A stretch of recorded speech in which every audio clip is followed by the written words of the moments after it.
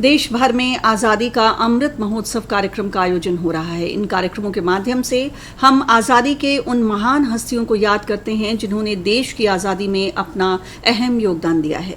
इसी कड़ी में पेश है महिला समाज सुधारक कादम्बिनी गांगुली की कहानी, जिन्होंने स्वतंत्रता संग्राम के दौरान महिला शिक्षा को आगे बढ़ाने में महत्वपूर्ण भूमिका निभाई थी। कादम्बिनी बोस का जन्म 18 जुलाई 1861 को भागलपुर में हुआ था।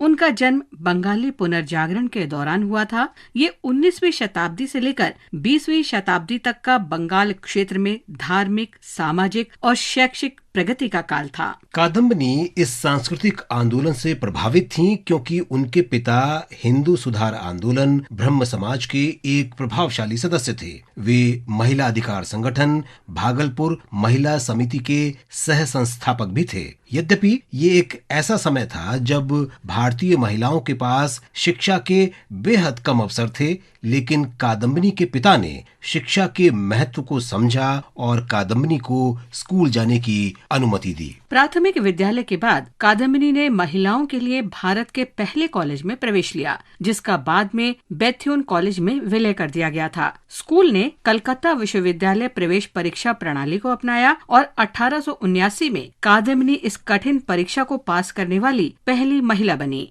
कादम्बिनी की सफलता ने बेथ्यून कॉलेज को अपना पहला कला कार्यक्रम और स्नातक पाठ्यक्रम शुरू करने के लिए प्रेरित किया। शुरुआत में कक्षा में केवल 2 विद्यार्थी कादम्बिनी और उनकी साथी चंद्रमुखी बसु थीं। उन्होंने 1883 में अपनी पढ़ाई पूरी की और कॉलेज में पढ़ाई कर स्नातक बनने वाली भारत की पहली महिला बनी। कादम्बिनी ने स्नातक होने के बाद बेथ्यून कॉलेज में अपने गुरु और शिक्षक द्वारकानाथ गांगुली से शादी की। भारत में महिला अधिकार आंदोलन के जोशीले नेता द्वारकानाथ ने अपनी पत्नी को मेडिकल डिग्री हासिल करने के लिए प्रोत्साहित किया। कलकत्ता मेडिकल कॉलेज ने कादम्बिनी को प्रवेश देने से इनकार कर दिया, लेकिन कादम्बिनी और उनके पति ने इसका कड़ा विरोध किया। अंततः कादम्बिनी को कॉलेज में प्रवेश दे दिया गया। वे कलकत्ता मेडिकल कॉलेज में पहली महिला छात्रा थीं।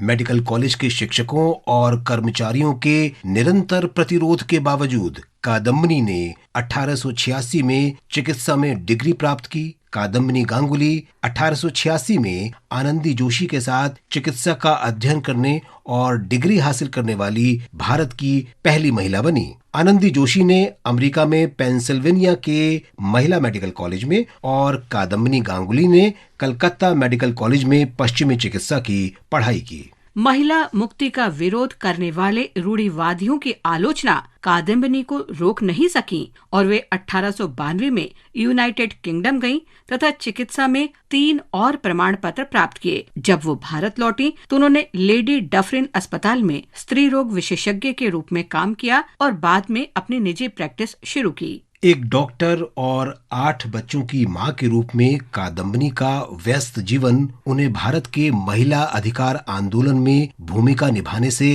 रोक नहीं सका। वे 1889 के भारतीय राष्ट्रीय कांग्रेस के पहले महिला प्रतिनिधिमंडल में 6 प्रतिनिधियों में से एक थीं और 1906 में उन्होंने कलकत्ता में महिला सम्मेलन आयोजित करने में मदद की। वो कई अन्य आंदोलनों में भी काफी सक्रिय थीं। उन्होंने ईस्टर्न इंडिया खदान की महिला खनिकों के लिए काम की स्थितियों में सुधार के लिए संघर्ष किया। 1898 में अपनी पति की मृत्यु के बाद उन्होंने 1923 में अंतिम समय तक कोलकाता में चिकित्सक के तौर पर काम किया।